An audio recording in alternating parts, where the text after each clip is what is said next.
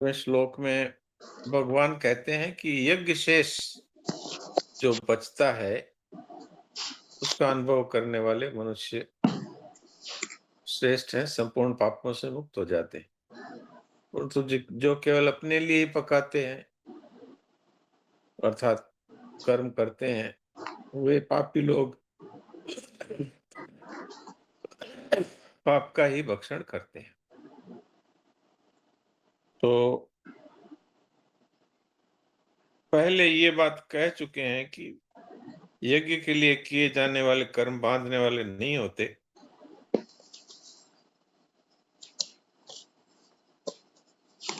अब उसका यज्ञ करने और न करने के फल का स्पष्ट विवेचन इसमें आया।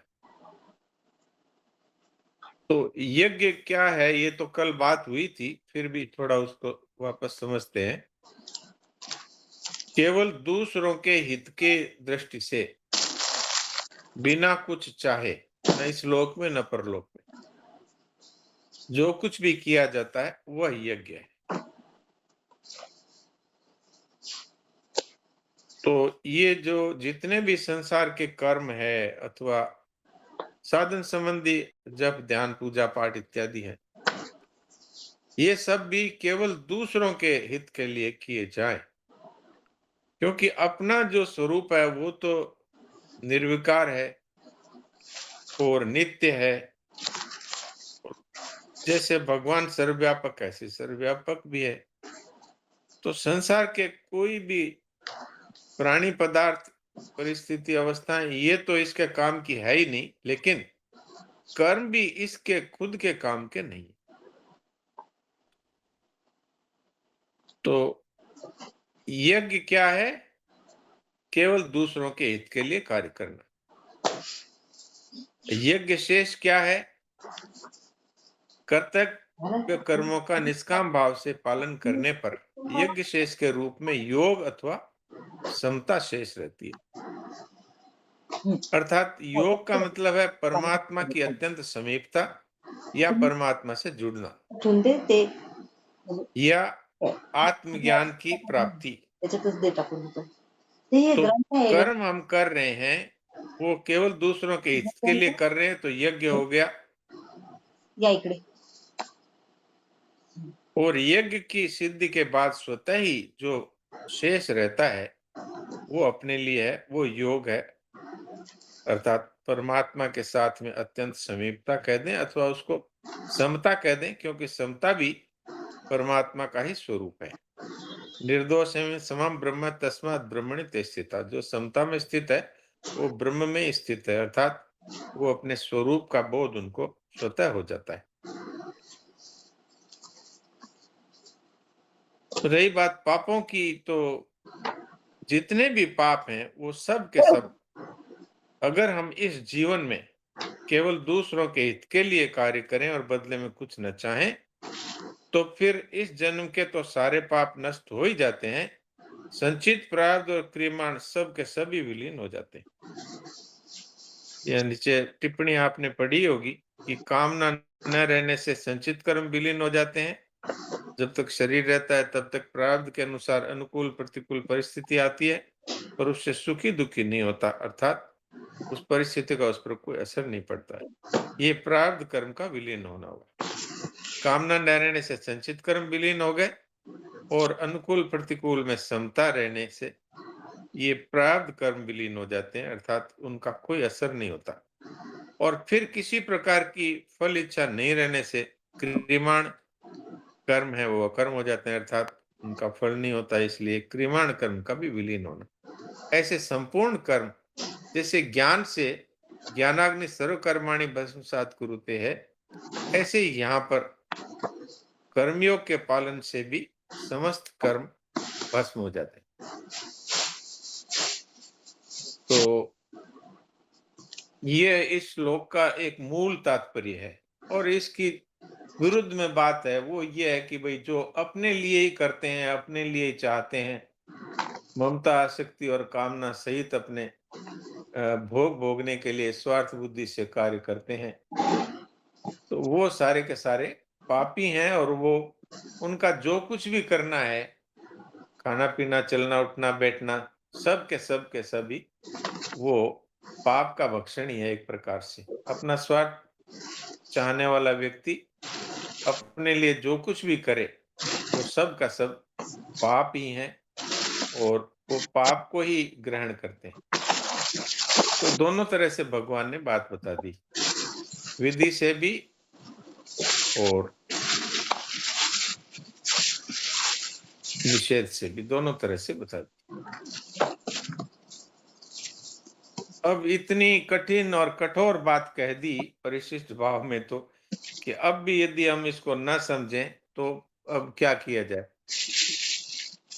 महाराज जी ने तो यहां तक कह दिया कि वास्तव में मिली हुई चीज है, उसके द्वारा हम अपने लिए कुछ कर ही नहीं सकते, क्योंकि वो सब की सब संसार की वस्तु है और संसार की सेवा में लगानी है। शरीर है वो संसार का अंश है, इससे जो कुछ भी होगा वो संसार के लिए ही होगा। अगर अपने लिए करते हैं तो भोग है, और भोग अर्थात बेईमानी है। जो दूसरों की चीज है उसको अपने लिए भोगना, ये बेईमानी है। महाराज जी ने तो इसके लिए ये भी कह दिया कि अपने सुख के लिए कर्म करना मनुष्यपना नहीं है, परंतु राक्षसपना है, असुरपना है। वास्तव में मनुष्य वही है जो दूसरों के हित के लिए कर्म करता है।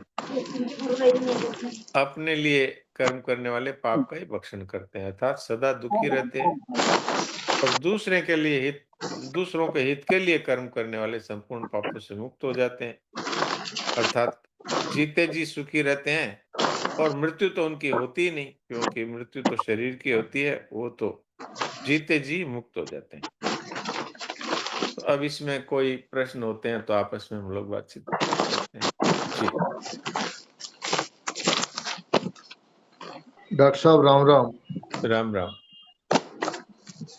हम लोग जब बचपन में पढ़ते थे तब मैथिली शरण गुप्त जो हमारे राष्ट्र कवि थे, जी तो जी। एक कविता थी, तो उसकी मुझे तो 4 लाइन याद है और हाँ हाँ याद नहीं है कि वही मनुष्य है जो मनुष्य के लिए मरे, हाँ जी। यह तो पशु प्रवृत्ति है, यह तो पशु प्रवृत्ति है, जो आप ही आप चरे, वही मनुष्य है जो मनुष्य के लिए मरे।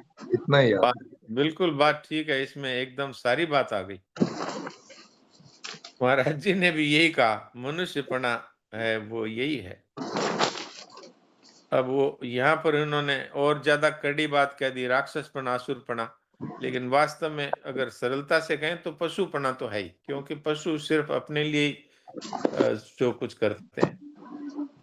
तो मनुष्य ही है जिसमें ये शक्ति है कि वो जिसकी चीज है उसी को लौटा करके और प्रसन्न हो जाता है। जी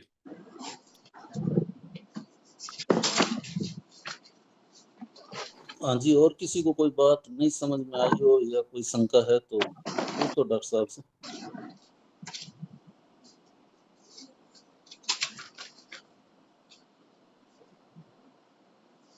डॉक्टर साहब प्रणाम। हाँ जी, प्रणाम बेटा। डॉक्टर साहब, आदमी बीमार होता है, जी फिर वो डॉक्टर को दिखाते हैं और फिर मेडिसिन लेते हैं, तो वो अपने शरीर के लिए ये क्या अपने लिए सुख हुआ या इसको क्या नहीं, कहेंगे? अगर शरीर को मेरा मानता है तो अपने लिए कर रहा है, और अगर वो शरीर को संसार की वस्तु मान करके और उसकी सेवा के लिए कर रहा है तो वो कर्मयोग का पालन कर रहा है, बदले में कुछ न चाहते हुए। जी अच्छा, ठीक है जी। नारायण नारायण। डॉक्टर साहब, कर्मयोग की जो अभी हम लोग श्लोक जो पढ़ रहे हैं यज्ञ के रूप में, हाँ जी। पहले भी साधक संजीवनी पढ़ी है, किंतु इतना ध्यान नहीं गया। अब तो ध्यान गया है कि कोई भी कर्म हम करें वो हमारे स्वार्थ के लिए बिल्कुल नहीं होने चाहिए। कर्तव्य हाँ, कर्म के रूप में करें तो उनसे जो भी फल मिलेगा और वो बांधने वाला नहीं होगा, और उससे संसार की सेवा होगी। बिल्कुल बिल्कुल बिल्कुल। ये महाराज जी ने यहाँ पर ये बात कही है कि अपने लिए कर्म करने वाला मनुष्य है, वो अपने कर्तव्य से च्युत हो जाता है, और अपने कर्तव्य से च्युत होने पर ही राष्ट्र में अकाल, महामारी, मृत्यु आदि महान कष्ट होते हैं। अतः मनुष्य के लिए उचित है कि वह अपने लिए कुछ भी न करे, अपना कुछ भी न माने तथा अपने लिए कुछ न चाहे। तो ये वास्तव में कर्मयोग का एक सार है। जी। बहुत राम बढ़िया। राम। और डॉक्टर साहब, ये हम लोगों ने देख, हाँ बोलो, हाँ बोलो हाँ, सुनीता जी, बोलो। आप मोहन जी पहले अपनी बात पूरी कर दीजिए, फिर सुनीता जी से नहीं, बात हो गई। करते नहीं, कोई बोल नहीं रहा था तो मैं बात कर रहा था। हाँ सुनीता जी बोलो, प्रश्न करो। हैं। हाँ, सुनीता जी बोलिए। हाँ, राम राम डॉक्टर साहब। पहले राम तो राम। ना मन में ये बात आती थी कि ना भगवान का नाम हम अपने लिए ही तो ले रहे हैं, ऐसे हाँ जी। मन में ये बात आती थी कि जो भी हाँ जप करते, ध्यान करते, गीता पढ़ते, वो अपने लिए पढ़ रहे हैं। लेकिन जी। अब वो बात धीरे धीरे मन से निकल रही है कि ये अपने लिए नहीं, ये भी सर्व के लिए ही है। तो अब इसको बिल्कुल। आप बताइए कि क्या, कैसे लेना है इसको, ठीक ले रहे हैं या? हाँ, ये जो आपने धीरे धीरे शब्द प्रयोग किया, इसको हटा देना है। अब समझ में आ गई तो बस इसी क्षण के बाद ही बस अब जो कुछ भी करेंगे वो संसार के लिए करेंगे, चाहे वो नाम जप हो, चाहे ध्यान हो, चाहे पूजा हो, चाहे पाठ हो, चाहे दान हो, चाहे कोई छोटा से छोटा, बड़ा से बड़ा कार्य, केवल सबकी सेवा के लिए करेंगे। इसमें शरीर भी आ जाता है और परिवार भी आ जाता है। किसी को भी अपना न मानते हुए, शरीर को भी अपना न मान करके इसके हित के लिए जो किया जाता है वो कर्मयोग है। और परिवार को भी अपना न मानकर उसके हित के लिए किया जाता है और बिना किसी स्वार्थ के किया जाता है, बिना फल की इच्छा के लिए किया जाता है, वो भी कर्मयोग है। ममता, आसक्ति और फल की इच्छा रख करके जो किया जाता है वो अन्यत्र कर्म है और उसका फल है जन्म मरण, उसका फल है सुख दुख में सुखी दुखी होना। जी। तो इसलिए आप और धीरे अभी धीरे वाली बात को हटा दीजिए। बात हाँ, समझ में आ गई बस, अब क्यों धीरे धीरे, अब तो अभी हाँ, इसी हाँ, क्षण के बाद, चाहे हम बोलें, चाहे हम चलें, चाहे हम कोई गृह कार्य करें, चाहे हम कोई सामाजिक कार्य करें, सब कुछ केवल संसार के हित के लिए। जी। हाँ। अब जैसे कोई भी कर्म बहुत हम, बढ़िया, बहुत आपने अभी जो ये बात बताई ना, ये बहुत इम्पोर्टेंट लगी कि ये जो भी कर्म अब होता है ना, उससे पहले ये बात याद आ जाती है कि है ना, मतलब या तो भगवान के अर्पण की बात याद आ जाती कि भगवान के अर्पण, या फिर है ना किसी के हित के लिए, ये बात पहले याद आ जाती है। और पहले जब करते थे तब ये बात याद ही नहीं आती थी, ये तो लगता भी नहीं था हम लोगों को। हाँ, इससे क्या सिद्ध हुआ? इससे सिद्ध हुआ कि सच्ची बात है वो सदा के लिए हो जाती है। एक बार हमने इसको स्वीकार कर लिया, अब उसको याद भी रखने की जरूरत नहीं है, वो स्वतः हमारा जीवन ही वो वैसा ही हो जाएगा। हम्म। क्योंकि हमने निश्चय कर लिया कि हमारा कुछ है नहीं और हमें जिसका है उसी को लौटाना है। वास्तव में हमारा जन्म हुआ ही क्यों? हमारा जन्म इसीलिए हुआ है कि हमारा ऋण बाकी है, तो वो ऋण चुकाने के लिए हम आए हैं। अब अगर किसी से कुछ चाहेंगे तो नया ऋण ले रहे हैं फिर, तो इसलिए अब किसी से कुछ नहीं चाहना है, केवल सबके हित की दृष्टि से कार्य करना है और बदले में न यहाँ कुछ चाहना है और न परलोक में कुछ चाहना है, तो बस हमारा कर्मयोग सिद्ध हो जाएगा। और इसमें कितनी अच्छी बात लिखी है कि किसी के पास में मान लीजिए कि रोजाना के वो 100 रुपए ही कमाता है, लेकिन वो 100 रुपए में से 50 रुपए किसी भूखे के लिए अन्न की व्यवस्था कर देता है, तो वो उससे भी ज्यादा तेज है, बिना कुछ बदले में, चाहे यदि वो कुछ करता है तो। अगर कोई करोड़ों रुपए है और वो अगर हजारों रुपए दे देता है तो उसकी कीमत कम है उससे जिसने 100 में से ही 50 दे दिए। और कहीं कहीं तो ऐसा भी है कि अपने पास 4 रोटी थी, चारों ही दे दी, खुद एक उपवास कर लिया। तो ये जो चीज है, ये है भाव महान है। इसमें आप कितना दे रहे हैं ये महान नहीं है, भाव है वही महान है। जिसके पास जितनी योग्यता है उतना देने से उसका काम हो जाएगा। जी। डॉक्टर साहब राम राम। ये राम जो राम। 2 दिन पहले मैं आपको बता रहा था, वो जो अमेरिका से 5 साल की बच्ची जो हाँ हाँ, पाठ कर रही थी, उसी की ये मुझे याद है, ये सुनीता सोमानी सुनीता जी दादी उनकी है। माता जी हैं। हाँ हाँ, ये उसकी दादी है ये। अच्छा, दादी है। ठीक है, ठीक। हाँ, तो ये कई बार बात होती है तो बोलती है कि गीता तो श्लोक याद है ही, अर्थ भी याद कर लिया। बोलती है दिन रात मेरे को गीता ही दिखती है और कुछ दिखता ही हाँ, नहीं। तो बस वो गीता ही अपना जीवन हो गया ना। अब याद क्या करना है कि भाई हमें सब समय सबके हित के लिए कार्य करना है। अब याद करने की आवश्यकता क्या है? गीता ही हमारे जीवन ही हो गया, तो अब वैसा ही होगा। हाँ, जी। एक्चुअली मैं इसकी बड़ाई नहीं कर रहा। अपने चैनल में किसी की बड़ाई नहीं करते हैं। स्वामी जी महाराज जीवन भर इतने ऊंचे महात्मा होने पे भी अपने को साधक कहते थे, किंतु ये आदर्श की बात है कि हम लोग ये नहीं देखें नहीं, कि इससे ये हमको प्रेरणा मिलती है, ये बड़ाई की बात नहीं है। प्रेरणा इससे हम मिलती है। लोगों वाह को वाह वाह वाह, प्रेरणा मिलती है। प्रेरणा मिलती है, बिल्कुल। बस यही बात, प्रेरणा के लिए कहा जाए तो ये बहुत ऊंचा काम है। प्रेरणा के लिए ही भाव है हमारे, बिल्कुल। हाँ, बिल्कुल बिल्कुल। और इससे बड़ा लाभ होता है, इससे बड़ा उत्साह होता है कि अच्छा, घर गृहिणी भी है वो पूरी गीता याद कर सकती है अर्थ सहित, और फिर अपने बच्चों को भी उसी में लगाया है। इनकी जो छोटी बच्ची ने जो पाठ किया था, वाह क्या बढ़िया था। और उच्चारण भी उनका बहुत शुद्ध था। कहीं कहीं अटक रही थी। वो तो छोटी बच्ची है, 5 साल 5-6 साल के बच्चे हैं बेचारे, वो तो ठीक से पढ़ भी वो नहीं पाते, लेकिन वो उसका वो उच्चारण अटकी भी तो शुद्ध आपने था। आपने याद दिला दिया उसको, तो वो पढ़ दी पूरा। हाँ, बहुत अच्छा उसने किया। वो क्या नाम उसका, नारायण ममता नारायण। क्या, याद मीरा नहीं। मीरा सोमानी।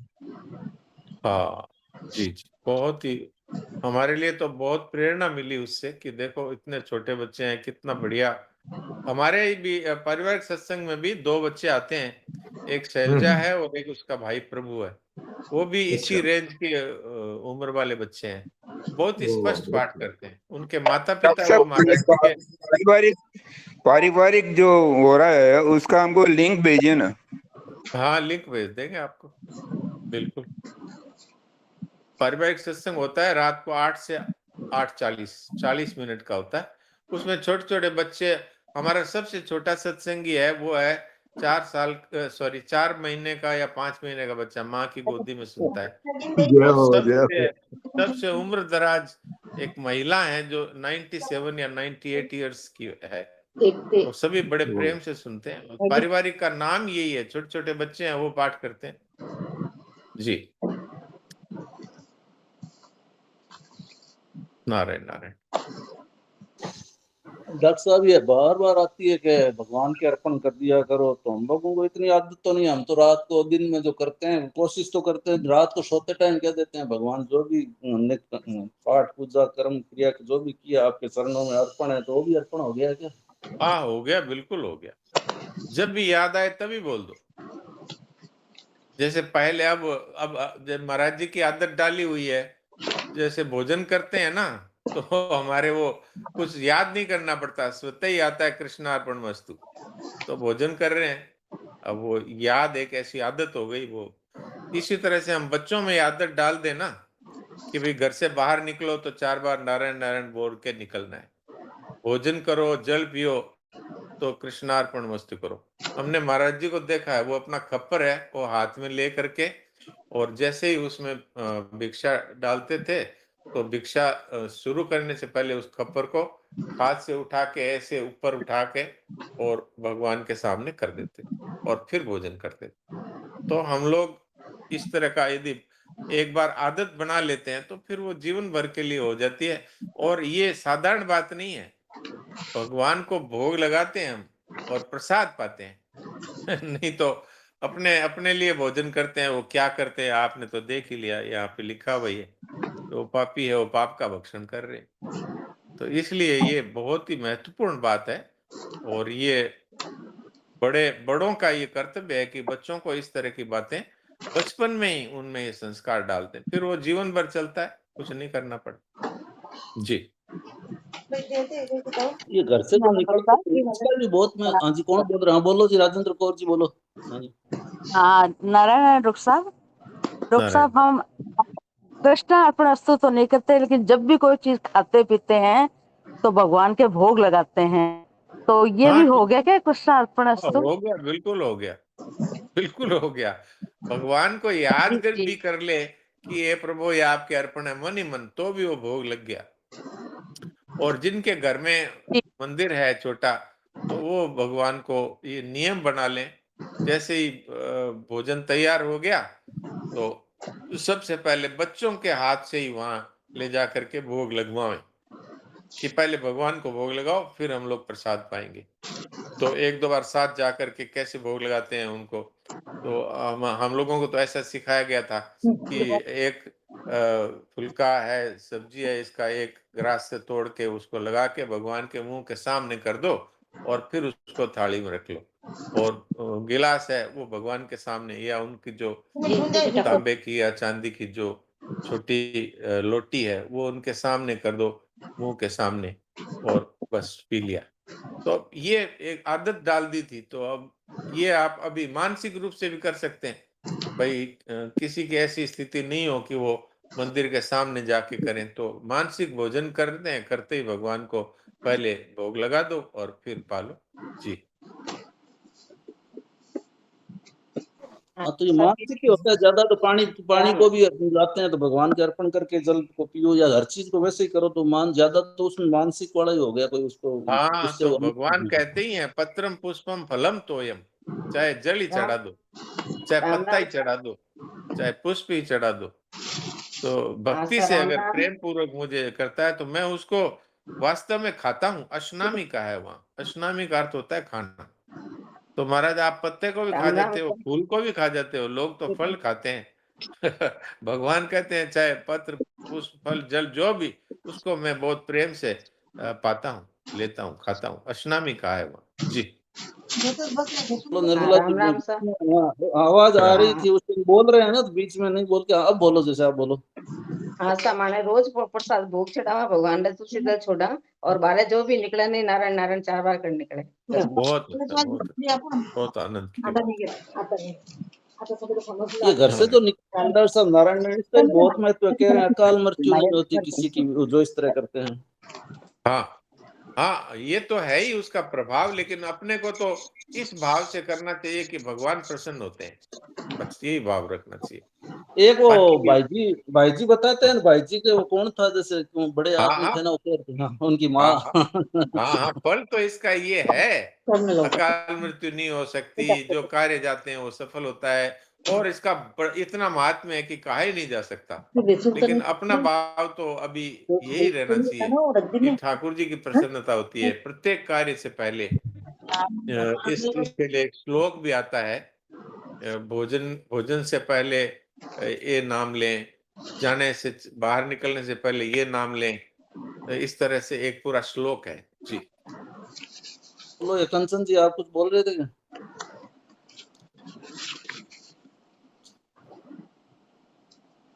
राम राम डॉक्टर साहब। हाँ, राम राम जी। बोलिए राम राम। गीता जी में श्लोक है ना, जो हम भोजन करने से पहले जो बैठते हैं थाली पे, ब्रह्मार्पणम ब्रह्म हविर ब्रह्मणाग्नो ब्रह्मणाहुतम ब्रह्मैवेतेन गंतव्यम ब्रह्म कर्म समाधिना। चतुर्थ अध्याय का ना? ये तो 15वें अध्याय का है। नहीं, चौथे अध्याय का 24 है महाराज जी, चौथे अध्याय का ही है। अच्छा, मैं देख लेता हूँ। हाँ, होगा फिर, मैं देखता हूँ। चौथे अध्याय का 24वां, सही बोल रहे हैं आप। ये ब्रह्मार्पण ब्रह्म हविर, ये चौथे अध्याय का 24वां है। आप ठीक कह रहे हैं। जी। तो इसी को पढ़ के अगर सारे रसोई में तुलसी दल डाल देते हैं तो वो पूरा ही प्रसाद हो गया ना। हाँ, बिल्कुल हो गया। वो तो भगवान के जो अर्पण हो गया वो प्रसाद हो गया। मुझे 15वां अध्याय इसलिए याद रह गया कि महाराज जी के यहाँ जब हम लोग बैठते थे भोजन के लिए तो 15वां अध्याय बोलते थे। वो मुझे वो हाँ, वही मैं स्मरण रह पूछ गया। रही थी कि ये तो सुनी नहीं, थी नहीं, ये मैं, चौथे 15वां अध्याय अध्याय का का पाठ 24वां करते ही हैं। है। ये चौथे अध्याय का 24वां ही है। सही कह रहे हैं आप। नहीं, 15वें अध्याय का भी पाठ करते हैं ना, मैं वो भी हाँ, पूछ पूरा रही थी। पूरा अध्याय का हम लोग पाठ करते थे, बाद में ही भोजन शुरू होता था। हाँ, वही मैं पूछ रही थी महाराज जी। जी के यहाँ पंगत में बैठते थे तो 15वां अध्याय ना? ऊर्ध्वमूलवदस्ताग्रमसत्तम प्राहुरभ्यम, तो ये 15वें अध्याय का ही पाठ करते थे। जी। जी, नारायण नारायण। नारायण नारायण। ये तो 4 का 24 ही है, आपने ठीक कहा। हाँ जी, भाई जी सत्यनारायण जी, दाइमा जी बोलो। हाँ जी, बहुत ही सुंदर प्रकरण चल रहा है। वो जो ये भोजन प्रणाम। मंत्र, प्रणाम डॉक्टर साहब, प्रणाम। प्रणाम। ये है ना, वो ब्रह्मार्पण भोजन मंत्र पढ़ते हैं ना अपन, ये ओम सहना भवतु हाँ, वो सहनो भी भुनक्तु सह वीर्यं करवावहै हाँ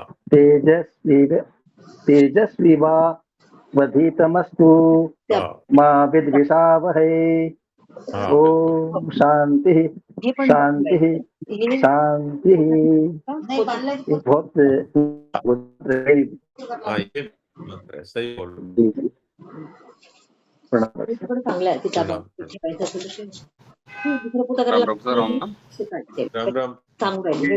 ये 17वें अध्याय का जो 10 नंबर श्लोक है, अपना साधक संजीवनी जी ने पूरा दिया हुआ है, भोजन के लिए आवश्यक विधि। तो ये भी अच्छा अपने साथ लोग पढ़ सकते हैं, जिसमें 1074 नंबर पेज में भोजन के लिए अच्छा, आवश्यक विचार, इसमें महाराज ने पूरा बताया है इसमें। जी बहुत बढ़िया बहुत बढ़िया। ये 17वें भी अध्याय बहुत का 10वां श्लोक। हाँ जी, हाँ जी। ये 10वां श्लोक में व्याख्या में लिखा है महाराज ने, भोजन के लिए आवश्यक विचार। 1074 नंबर पेज से ये शुरू होता है जी, नीचे से। ये भी पूरा हाँ पढ़ सकते हैं। हाँ, इसमें वो तीन तीन तरह के भोजन की बात आई है 8वें 9वें हाँ जी, 10वें हाँ जी, जी, श्लोक वो भी बहुत बढ़िया जी। हाँ जी, जी। कि कौन सा जो भोजन है वो सात्विक है, कौन सा राजस है, और ये 10वां श्लोक है कौन सा तामस है। तो ये उत्तम पूरा दर्जे का प्रकरण। भोजन कौन सा है और निम्न का कौन सा है, मध्यम कौन सा है, वो बताया जी महाराज ने इसमें। हाँ जी जी जी, इसको जरूर पढ़ना चाहिए। जी बहुत अच्छा आपने बताया। ये डॉक्टर साहब आपने जो बताया ना भी भोजन काले उच्चारणीय मंत्रा, ये हाँ जो जी ओम ब्रह्मार्पणम ब्रह्मवीर हाँ ब्रह्माग्नौ ब्रह्मणा हुतम ब्रह्मैव तेन गंतव्यम ब्रह्म कर्म समाधिना। तो ये जी चौथे अध्याय का है, तो ये तो हाँ, गीता का ये हो गया। 24वां है। हाँ जी। और ये जो ओम सहना भवतु सहनौ भुनक्तु सह वीर्यं करवावहै तेजस्वी नाव नमस्ते। धीतमस्तु माँ विद्विषावहै। ये कृष्ण यजुर्वेद कट शाखा शांति मंत्र है। जी जी ओम जी ओम शांति शांति शांति। तो जी ये दोनों बहुत जबरदस्त है। हाँ, ये वेद मंत्र है। जी ये हाँ वेद मंत्र है। डॉक्टर साहब एक बार गीता भवन में प्रवचन चल रहा था स्वामी जी महाराज का, हाँ तो स्वामी जी महाराज ने कहा कि भाई बहनों को सबको दिन रात भगवान का भजन करना चाहिए। हाँ ये बात कही तो एक महिला ने कहा कि महाराज जी हम लोग तो पति की सेवा भी करते हैं, घर में रसोई भी बनानी पड़ती है, बच्चों का भी काम करते हैं, हम्म, तो समय नहीं मिलता इतना, तो निरंतर कैसे करें। तो स्वामी जी ने कहा कि भोजन बनाओ मत। तो पूरी सभा चुप हो गई एकदम। फिर महाराज जी ने कहा कि अपने लिए क्यों बनाते हो, सब रसोई ठाकुर जी के लिए बनाओ, ठाकुर जी हाँ के लिए ही पति की सेवा करो, ठाकुर जी के लिए बच्चों की सेवा करो। तो पूरा हाँ काम ही हम अगर भगवान के लिए करेंगे तो हमारी स्थिति और हो जाएगी। हाँ, ये प्रसंग ऐसा हुआ था कि हाँ वो महिला ने कहा कि क्या करें, हमारे तो अपने घर का काम ही इतना है कि फुर्सत ही नहीं मिलती। तो हाँ, महाराज जी यही ने कहा अपने घर का काम करना ही नहीं। अपने घर यही का बात काम है। करना ही नहीं। तो फिर उसको एक्सप्लेन किया कि अपने घर का काम नहीं, ठाकुर जी के ही घर है, ठाकुर जी का ही काम है।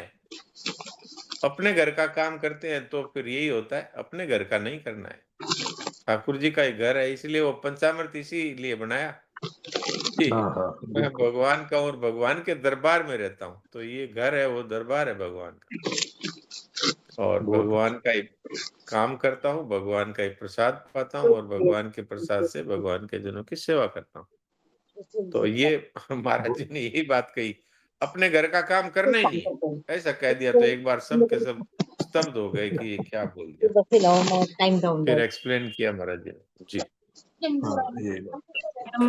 डॉक्टर साहब, जी डॉक्टर साहब मेरा प्रश्न ये है कि स्वामी जी महाराज ने अपनी पिक्चर किसी को लेने क्यों नहीं दी, वो क्यों नहीं चाहते थे कि हम लोग तो उनको कभी दर्शन नहीं कर पाए, तो एटलीस्ट उनकी पिक्चर देख लेते। इसके पीछे उनका क्या भाव था? इसके पीछे वो स्पष्ट ही कहते थे कि भाई ये हार्ड मांस का शरीर है, तो इस हार्ड मांस के शरीर की पूजा है, ये उचित नहीं है। तो भगवान का तो दिव्य विग्रह है, इसलिए उसकी तस्वीर या उनका विग्रह रखा जा सकता है।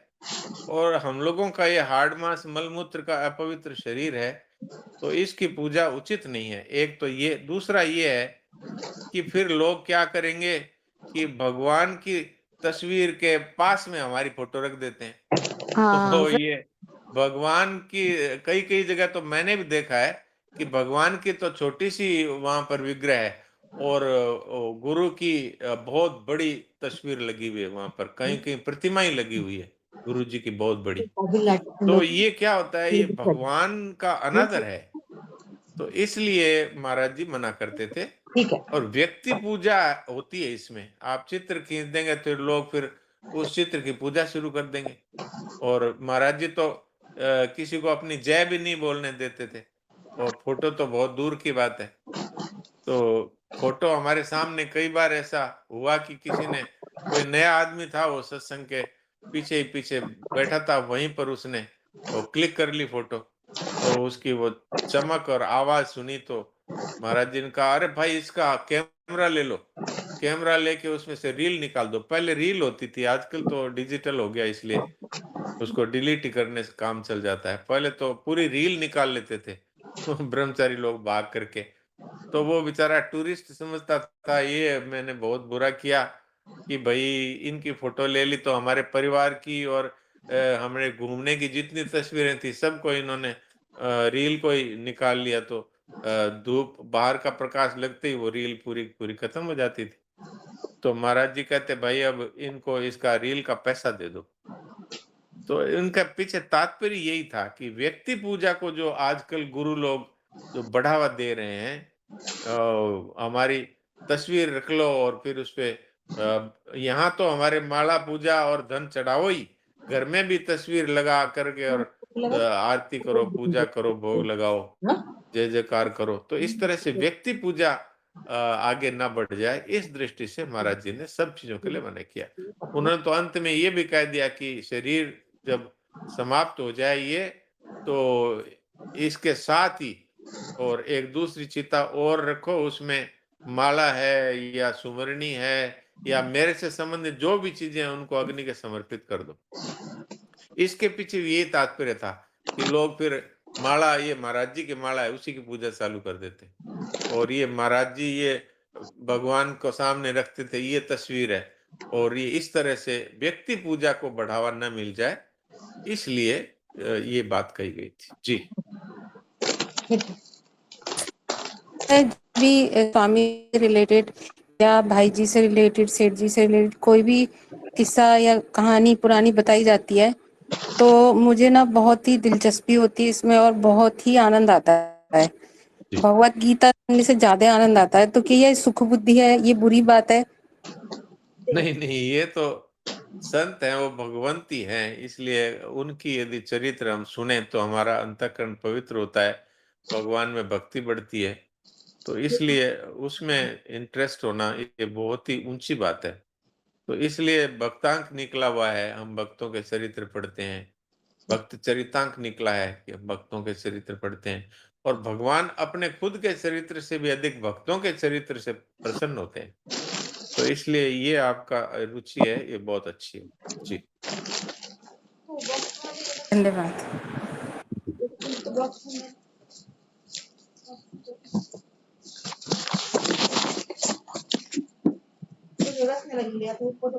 हाँ रमता जी, चांडक जी आप जुड़े हो, आपके कोई भाव आए हो, अब तक सुना है चर्चा तो बताओ। नारायण नारायण नारायण नारायण नारायण नारायण नारायण नारायण गोविंद गोपाल की। हम तो डॉक्टर साहब को सबको प्रणाम करते हैं, आप सब साधकों को। हम तो क्या बताएं, देखो आपकी वो जो ये देखते हैं ना तीनों समय की संजीवनी का, सुबह शाम गीता जी का पाठ, तो उसके आगे तो हम नतमस्तक हो जाते हैं भाई। पर एक बात अभी हमने ऋषिकेश में संतोष से सुनी, बहुत अच्छी बात लगी कि भगवत प्राप्ति अगर किसी को हो गई है, भगवान का प्रेम मिल गया है, भगवान के साथ संबंध स्थापित हो गया, तो उसके बाद में वो क्या करता है? तो क्या उसके बाद में जैसे गोपियां हैं, वो प्रिया प्रियतम को सुख देने के लिए ही उनका काम रहता है केवल। उनको अपने लिए कुछ नहीं करना होता है। वो केवल प्रिया प्रियतम कैसे प्रसन्न रहे, कैसे उनको आनंद मिले, कैसे उनको सुख मिले, इसी भाव से उनका जीवन बीतता है। और ये महाराज श्री हमारे को जीते जी बता रहे, उस प्रेम की प्राप्ति केवल हमारा एक भाव बन जाए कि मैं जो भी काम करूं मुझे अपने सुख के लिए नहीं करना है, बस इतना सा भाव है।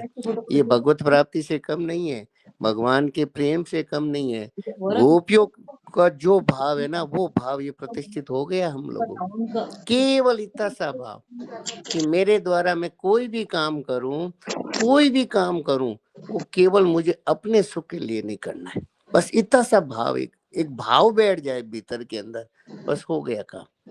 उसकी हमें तो ऐसा लगता है कि जीते जी तो उसके अंदर वो प्रेम का संचार होगा ही होगा, आनंद में रहेगा ही, लेकिन ज्यों ही ये शरीर को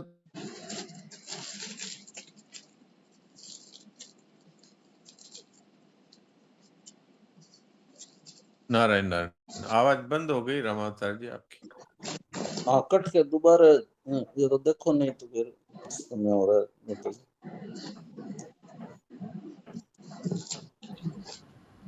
डॉक्टर साहब प्रणाम। प्रणाम। डॉक्टर साहब, ये जो 13वां श्लोक है 3रे अध्याय का, यो अभी पढ़ा गया है, यज्ञ शिष्टासन संतो मुच्यते सर्वकल्प सही। तो इसमें जो है ना, जो अपना जो साधक संजीवनी में यज्ञ शेष कहा गया, यज्ञ शेष और विदिन ब्रैकेट योग का अनुभव करने वाले श्रेष्ठ मनुष्य, ऐसे करके अर्थ है इसका। और दूसरी जो भगवत गीता मेरे सामने रखी हुई है, वो भी गीता प्रेस गुरुकुल की है। तो इन्होंने लिखा हुआ यज्ञ से बचे हुए अन्न को खाने वाले, यज्ञ से बचे हुए अन्न को खाने वाले। तो ये यज्ञ शेष ही है क्या, अन्न से अन्न को खाने वाले? दोनों का तात्पर्य तो एक ही है। थोड़ा सा क्लियर कर। हाँ, थोड़ा मैं बताता हूँ इस विषय में कि जैसे हम भोजन कर रहे हैं तो अपने लिए ही पकाते हैं, अपने खुद ही खा जाते हैं। तो उसकी जगह यदि हम गाय को, कुत्ते को या अतिथि को या किसी आने वाले व्यक्ति को कोई मांगने आ गया उसको, तो हम उसको दे करके फिर भोजन करें, तो इसका नाम है यज्ञ शेष। घर में भी जो माताएं बहनें हैं, वो पहले अपने सास ससुर को, अपने बुजुर्गों को, बच्चों को भोजन कराती है, पति को भोजन कराती है, उसके बाद में भोजन करती है। तो उनके लिए अब कई बार सब्जी खत्म हो गई तो खाली दाल से ही भोजन कर लेती है, या रोटी कम पड़ गई तो चलो भाई खिचड़ी से काम चलाओ। तो ये यज्ञ शेष है। यज्ञ शेष का अर्थ है कि सबको दे करके फिर भोजन करना, ये यज्ञ शेष कहलाता है। वो योग हो जाता है। तात्पर्य ये है कि वो फिर अमृत हो जाता है। यज्ञ शिष्टा अमृत भुजो, अमृत भुजो यान्ति ब्रह्म सनातनम। ये गीता जी का 4 का 31वां श्लोक अभी हमने देखा।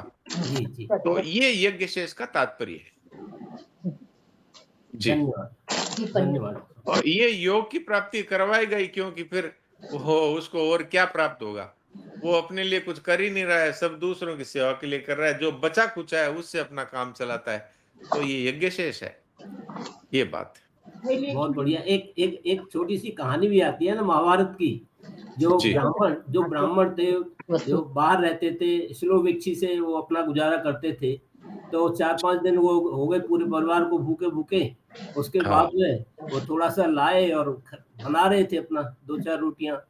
तो उसके बाद में क्या होता है कि वो मतलब भगवान ने भेजा सबको, ये आ गया, फिर दूसरा आ गया, फिर तीसरा आ गया। वो सब की सब जो ना, जो लड़के के लिए थी, वो लड़के की जो थी उनके लिए थी, सबका खा लिया। उसके बाद में पानी पिया, तो जहाँ पानी जो पिया था, जो पानी बिखर गया था, वहां पे वो जो है ना नेवला आके, नेवला ये महाभारत में कथा आती है जी। हाँ, महाभारत की कथा है। तो वो मतलब वही मतलब चीज है ये। हाँ, युधिष्ठिर के यहाँ पर यज्ञ हुआ तो उसमें वो लौट करके लोटपोट हो गया, आ गया, फिर भी वैसे ही रहा। तो उसने कहा वास्तविक यज्ञ तो वहां हुआ था। तो ये यज्ञ शेष है, यज्ञ शिष्टामृतम जी। धन्यवाद। आपने बहुत अच्छा याद दिलाया जी। हाँ जी डॉक्टर साहब, तो चर्चा हो गई, समय भी हो गया, भजन को सुनो। हाँ तो अब सुनो साहब भजन।